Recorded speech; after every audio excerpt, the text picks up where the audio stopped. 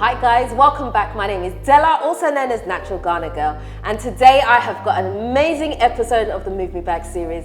Today I'm with Aqueelah, and Aqueelah is going to be sharing her journey moving to Ghana and everything else in between. Hi, welcome. Hi, Dela. It's so nice to meet you. Lovely. I'm so delighted to meet you as well. So Aqueelah, tell me, are you Ghanaian? No, I'm 100% American. Okay. Yes. Okay. 100, born and raised. So, what are you doing in Ghana? What brought me to Ghana? Yeah. Originally, 2018, I came here I was planning a trip, and this sounds really weird. I was headed to Brazil. Oh, okay. And the person that was a travel agent made a mistake and booked me to Peru. How can you make such a mistake? I didn't figure out, but I said, you know what? Cancel the whole trip. I'm headed to Ghana. And the reason is I had gone to South Africa. I've been to, visited a few other African countries, but West Africa I had not come to. So I said, Ghana. Really? That's okay. So why, out of all the West African countries you could have picked, why Ghana? It was closer to the coast. Oh, it sounds awful, but it's the truth. I said, what's the closest in proximity to flights? Because I kept looking at the flights. And Ghana, I said, I could do this. Yeah. So that's really the reason. And I am a solo traveler. I was literally just about to ask you. Yeah, I'm a solo traveler, which allows me, the flexibility to change my mind when I want. Yeah. Wow, that's a pretty big deal considering you hadn't like been to Ghana before to just get up and say you're going. I mean, I know you've said that you're a solo traveler, but how did your family feel about you coming here? Because I know that's usually like a big thing for people. Like, no, don't go because I don't know, like all kinds of things. I did get a lot of negative response to wanting to come to West Africa. Yeah. I had no problem with when I wanted to find someone to travel with me to South Africa.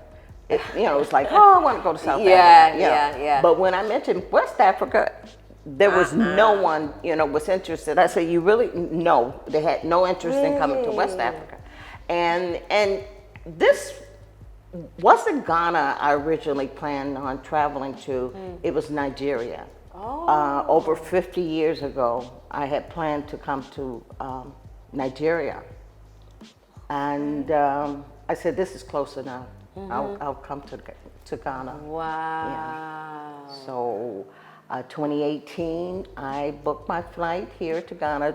Did not know one person here. That's so brave. That is so brave. Not one person. I had a friend back in the States who insisted on me contacting. She had visited Ghana, maybe 10 or 11 times. And she just wanted to assure that I had someone here. Because she was more concerned than anyone. And so she did introduce me to a sister that she knew from New York. They were both New Yorkers. Right. And I'm originally from Michigan, but I was living in Atlanta when I traveled here for the first time. So she insisted on me meeting her. She was here, just so happened, at a school. She volunteered teaching at a school here in Ghana. And so she said, just exchange phone numbers, just to feel comfortable. Just in case, yeah. And good thing I did, because I arrived here at the airport. My ride, I had made preparations for a place to stay, and a driver didn't show. It was 10 o'clock at night, so I'm sitting at the airport here in Accra, 10:30, and it's like, no driver. I couldn't reach anyone. My phone rang. Did you cry? I wasn't the least bit Really? Worried. I would have cried. I just sat there and I said, now, I can't get in touch with anyone. Wow. I said, the only thing I could do now is Google, find an airport, a hotel. Yeah. Get a car, taxi, that was my next decision. So my phone rang just then. And it was the friend that I was introduced to. Right. And she said, are you okay? I said, yeah, I'm at the airport, but my driver hasn't shown up. Yeah. I can't reach where I was planning on staying. It was at an Airbnb, Right. and I couldn't reach the individual. She said, I'll be there in 10 minutes. Oh. So she made arrangements to pick me up from the airport, and when she arrived with someone from Atlanta that was previously, but had been living here in Ghana for 20 years. Oh. So it was like, although I had never met either one, Yeah. it was like, yes, this is good. Someone's looking out for me. Yeah, definitely, because that's really brave to like get on the plane, say you're coming here, not really know anyone, and then you have all this craziness happening where you can't get your hotel, you can't get a car. I mean, I have many stories of travel as a solo travel and flukes of traveling. so have you always been a solo traveler like your whole life? Well, I didn't start traveling really internationally until after I retired. I retired in 2012. So yeah, I've been retired. That's good. See, this is what retirement is, right? To just be able to get up and go. And I just love your tenacity, because not a lot of people can do that. When they retire, a lot of people are afraid of what happens if I travel and I get sick or something happens to me. And I can't go by myself. And above has happened to me. Oh, really? Yes. Really? Tell me, what's happened? So last year, unfortunately, I had an injury where I fractured my foot, and ended up in the hospital for a month. I had to have 2 surgeries. Here in Ghana? Here in Ghana. I didn't. That was an experience that I will never forget. I lived in an area, I recently moved, but relocated closer to Accra because of that injury. I was living in like the outskirts of Accra. Yeah. And it was 2 hours sometimes to get to Accra. So when I had the accident, that was the problem. Right. It took me a long time. And then I had to go back like 2 to 3 times a week for wound care. Yeah. And I was commuting 2.5 hours a day to 3 hours back and forth 3 days a week. And I'm assuming you couldn't drive yourself, right? I couldn't drive. At the time, I didn't have a car, so I was using a regular driver to take me back and forth. And that would, sometimes I would have to stay over in Accra overnight because I had to go back early in the morning. And I was in a hospital that's in Pantang, which is a little ways out even from the central area of Accra. So it was a bit of an experience. So I spent 1 month total in the hospital here in Ghana. A whole month? Yes. Your family must have been... Second time. The first time was like, I think 2 weeks, well, a week? No. The total amount came to a month. Yeah. Wow. Because I developed an infection from the surgery, had to go back, and they had to go in and do surgery again. So hold on. So, first of all, how were your family when they found out that you needed to go and have surgery? Everyone thought that was a game changer for me to return. Yeah. No. You gotta be stubborn. I'm not going nowhere. They know my personality. That was not enough for me to change my mind about returning to. But I eventually, because I couldn't travel, the injury was such that it didn't allow me travel because of possible blood clotting. Right. So for a long flight. And so I literally could not fly back until I was in a wheelchair for like 2 months. It was bad. But you're on your own. Yes, and I lived in a second-story building. So how does this work?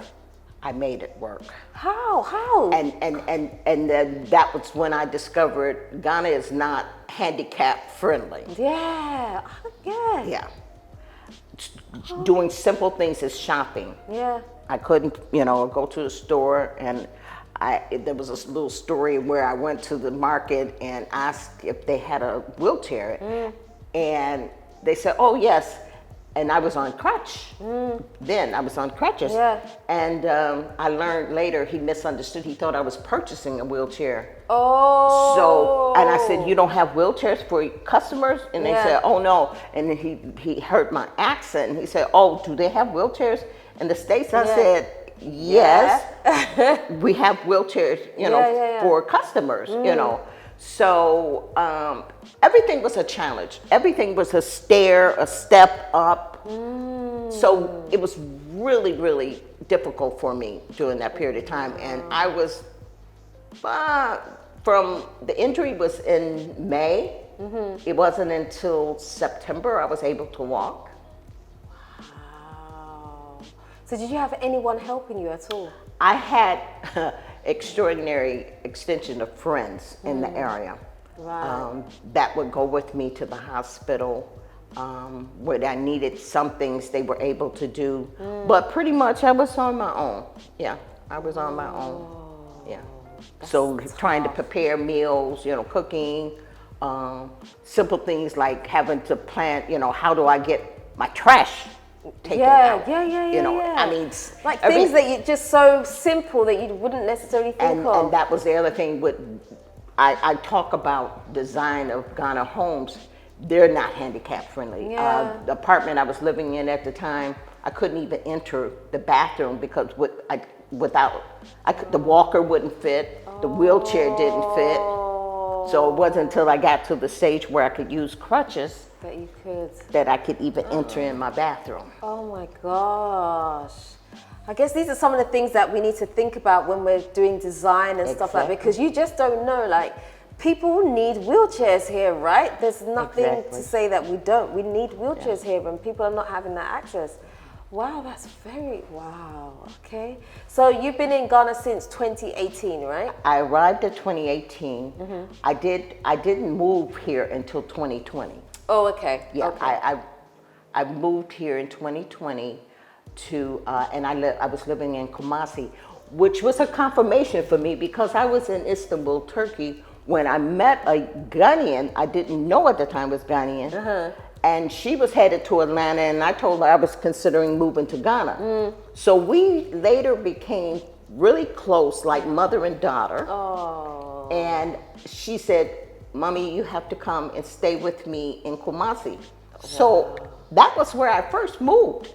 When I finally moved, I had my home because I was trying to make decisions as to whether I wanted to completely move or go back and forth. Yeah.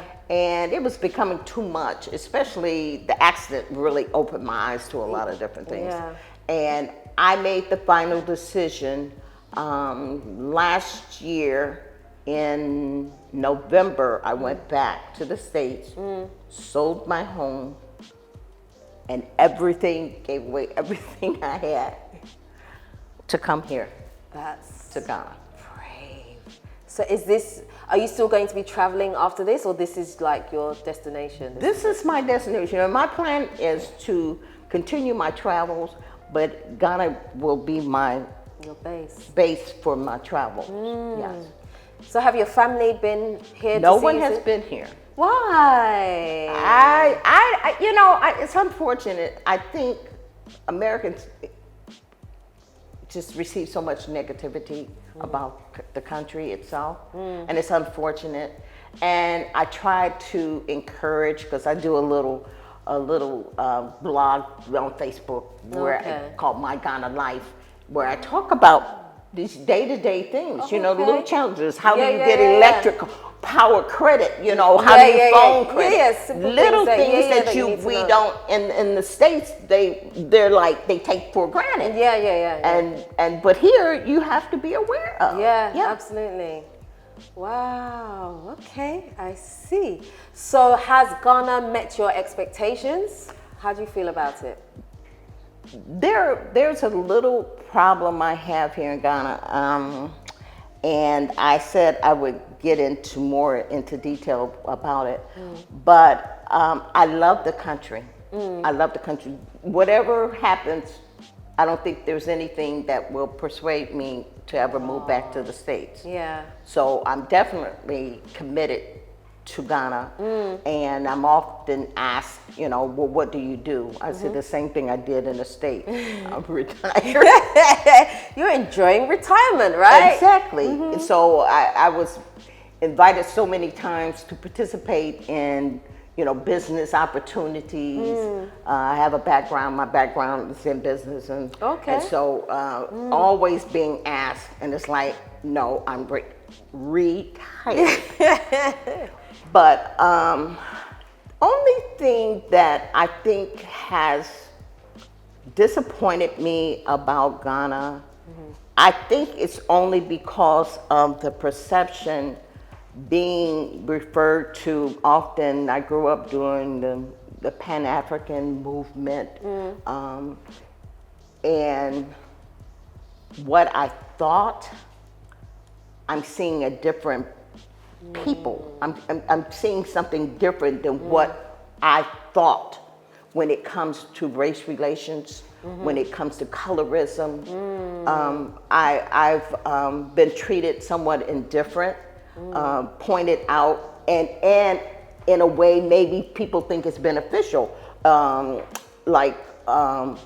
been told, oh, in Kumasi, there's an area we had to park, and you had to pay on the public street. Yeah. And so when I returned, I had my Ghanaian daughter's son, I call my grandson, with me, and the lady was smiling. That you pay for the ticket. Yeah. So she told my Ghanaian grandson, she said, "Oh, she doesn't have to pay because of her color. I like her color." What? And so it's almost like a privilege. I'm not looking for privilege here. Yeah. I didn't come to Ghana to change the people, but I think as a person of the diaspora, I think we have something to offer one another, that we can learn from one another. Yeah, absolutely. And that is a problem that I have, because the era in which I grew up with, colorism was such a big deal. Yeah. So it's almost like,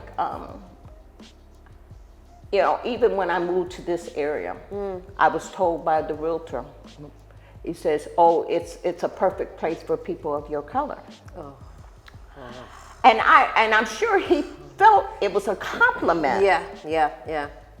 And he said, "You didn't have to be around." He said, "You don't have to be around black people." Ah! And I said, excuse me, but you're making a lot of assumptions, So that was a problem for me. I bet it was, yeah. Yeah. So those have been my experiences here in Ghana numerous times, and relations. And so I can deal with the Abruni thing. I understand that. Yeah. And I don't have a problem with that. But when I feel that I'm being privileged, You don't like it, yeah. Yeah, you it don't doesn't want sit to. well with me. Because it's not fair. Because then I guess in comparison, it makes you feel that, okay, so those that are not your complexion, how are they then treated, right? It's unfair. It just doesn't make no sense. We had moved beyond. And that takes me back at my age. I'm over 70. I want to look like this. So that takes me back to an era in America that I have experienced before, that I didn't like then, and I don't like now. Yeah. Still, doesn't sit well with me. Yeah. Wow. But overall, I love Ghana. I love the people. I'm learning more and more about the culture. I often ask, "Do you speak Tree or any other language?" Unfortunately, no.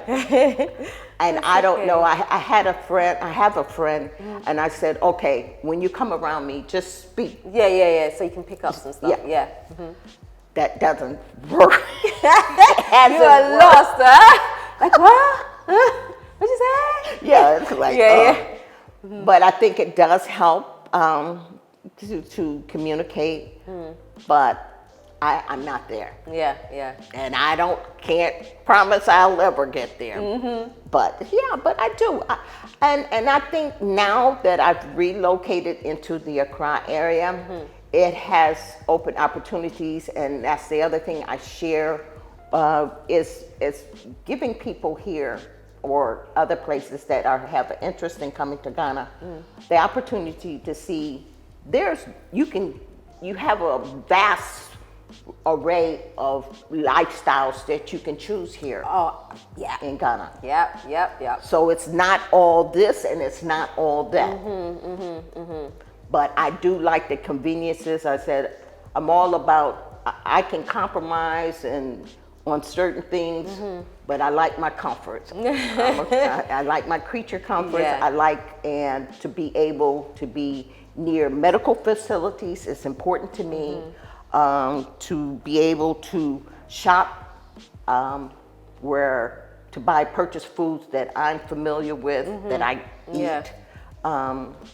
It's helpful. Yeah. So do you feel that that's one of the things that people should maybe consider before they move here? Most definitely. Most definitely. You need to consider your lifestyle. Yeah. I always sort of reinforce the importance of medical facilities, especially for aging people like myself. Yeah. You know, it is important because if you have to try and get to a hospital in the traffic here is atrocious. Yeah. And if you're in the outskirts, it's just a known fact. The medical facilities aren't the greatest. And that's the truth. That's the fact here in Ghana. So if you have any medical problems or concerns, you need to position yourself where you can access these medical facilities in a short length of time. I think that's very, very important that you brought that up, actually, because if you are, I mean, yes, you know, Ghana's not only Accra, and, you know, sometimes it's nice to be able to say, oh, I live somewhere far out, but actually, if you do need medical attention, you need to know how quickly you can get to a hospital, where is your nearest hospital, how can you get there, who's going to take you. You need to consider all those things, because that's all part of life, right? Absolutely. That's a very good point. So is there anything that in your journey that you wish that perhaps you would have done differently, or you just feel like, oh, I should have done that when I was moving, or is there anything like that that you feel? I shipped some things and based on, I had been here, you know, stayed a while and realized what I could find, what I thought I could and could not find here. Yeah. So then I find that I shipped a lot of junk. I did the same thing. Yes. Like, what was I thinking? Yeah. You know? Yeah. And then I'm finding it here. But the other thing when you mentioned about Ghana is having access to quality goods. Yeah. It's a challenge here. Yes. Things that, the quality of things, they're not good. Every time I go to the store, it's like, check the box, to make sure all the parts, make sure they're working, they're not broken, you know. Yeah. It's a challenge. Yeah. It's unfortunate, but yeah, what you're saying is absolutely true. I mean, things break very easily here. And so for me personally, I always buy brands that I'm familiar with to make sure that I get the quality that I'm looking for, because sometimes, it can be a challenge here, as you say. Yeah. And coming from the States, you know, most of the like appliances and things are imported, of course. Yeah. And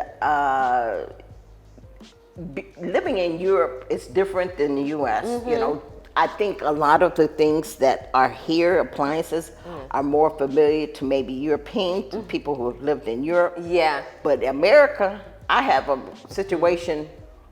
I didn't know how to use the stove.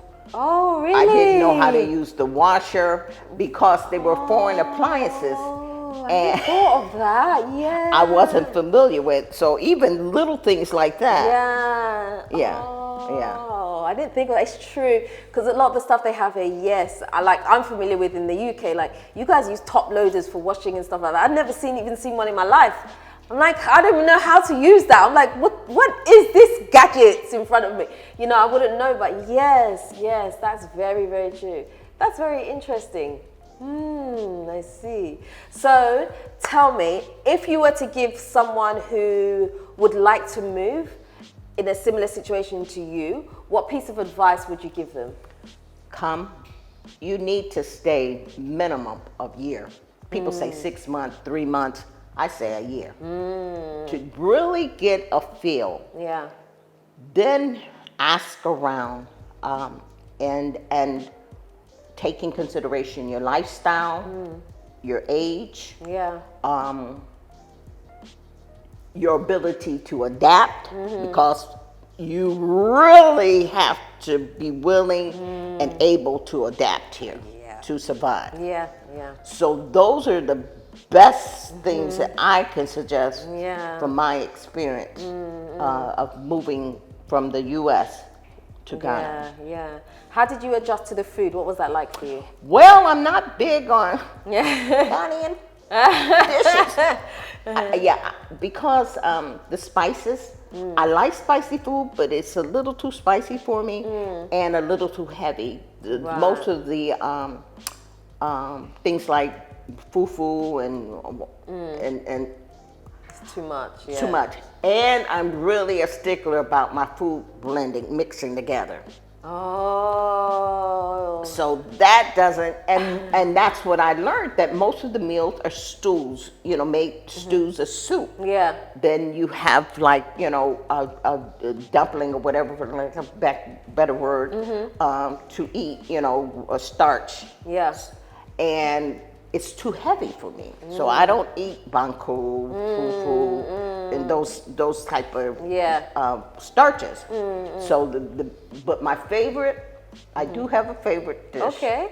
I love jollof. Okay. Sometimes someone makes it a little too spicy for me. Yeah. Or put too much fish. I don't care too much for the fish in it because I don't eat mackerel. Do you know what? You sound just like me. I'm just pernickety about food as well, and you are the same. Okay, so leave me alone, guys, right? I'm not the only one. So I'm teased a lot. It's like, how do you go to a foreign country and I post all this American food? 'Cause I enjoy cooking. Yeah. So I cook international cuisine, but it's not Ghanaian cuisine. Yeah. And I tried cooking some jollof rice for my daughter in Kumasi. She complained the whole time. I said, that's it. I'll let she. Oh, mommy, you need to do this. You need to do that. Really? It's like, okay, that's the end. I'll never try it again. You find someone to make some jollof, 'cause obviously, and it wasn't good. Really? I'm a good cook, but it's like I can't didn't get the come jollof. out. It did not come out to my satisfaction. Yeah. So, and Killy Willy.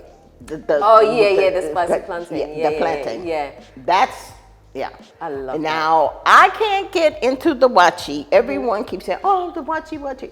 Well, I guess I haven't had a good one yet. And I always say that because I tell people, even in the States, when you have a dish that isn't prepared properly and you have it for the first time, you're disappointed, and it's like, oh, I really don't want it. I don't eat that. Right. So, but then I learned sometimes you find someone who really knows how to prepare it and you get a good version of it, so then you can eat it. So I don't rule it out. I'll try it, but just certain things I don't know. I don't like, I was a vegan for a long time. Really? Yes. So to see animal parts dangling in my food. So you do eat meat? I eat meat now. I eat everything. That's what my daughter said. She said, how do you go from... how do you un-vegan yourself? Well, as long as it doesn't look like meat. Oh, okay. So you don't like the chicken feet and stuff? Oh, I can't. Oh, no. Some people say that's the best bit, like the chicken feet with the claws still It in was hard for me to eat chicken wings. It took years for me to eat a chicken. I can appreciate. I don't eat chicken wings. Yeah, yeah. So, I don't like to see an animal. I don't like to see the form of animals. When I see dishes with the eyes looking at me,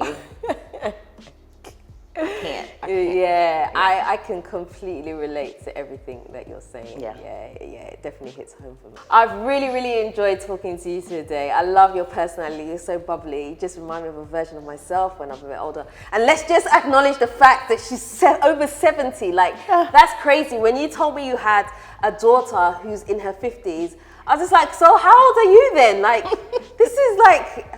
I mean, you look good. You look really good. So be proud. I love your tenacity, as I said before. I love the fact that you're out there, you're doing it. You don't care if anyone's coming with you. You're just going to do it. And hats off to you, honestly. That's amazing. That's amazing. Thank you. So, you said you had something on Facebook where you kind of document some of the things. Is that open to the public? It's like a group. You have to ask to join. Yeah. But it's just, it's called My Ghana Life. Okay. And I just simply several people have been trying to encourage me to do a YouTube. Mm-hmm. I don't know about that because I'm retired. Yeah. And retired to me meaning, if I don't feel like today, that's not. You don't have to. Yeah, and I think it's important to have consistent content out there. Oh, absolutely. And so I'm not that committed. Yeah. Although I said I would do something on why I am no longer bedazzled by Ghana. Oh. And then that was to discuss some of the things that either I just assumed or just realized it was different than what I thought. Yeah. Oh, that'd be interesting. But I put the but in there, but I will never return. Right. Yes. I'm here. So that's healthy balance. That's what we call healthy balance, because you're giving the real, but you're still saying that, you know what, I'm here to stay and I'm going to work through whatever it is. Yes. That's honest. Absolutely. I like that. I like that. We need more of This you. is home. Yeah, this is home. That's it. This is home. I even transition. I told my children, they don't like to talk about it. Mm-hmm. But I said, I am here. If I transition here, please leave me here. Wow. This is where I want to be. That's emotional, isn't it? Wow. Gosh, okay. Well, thank you again for talking to me today. I really do appreciate it a lot. Guys, that is the end of today's video. I really hope that you've enjoyed it. I've enjoyed speaking to Aqueelah so much. She's been very informative. She's given some really great golden nuggets. So I suggest if you need to watch the video again so you haven't missed out on anything. But if you haven't already subscribed to this channel, I would love it if you would do me a favor. Hit the subscribe button and the notification bell. Don't forget to like, comment and share this video. Until next time, I am out. Nutitfafa.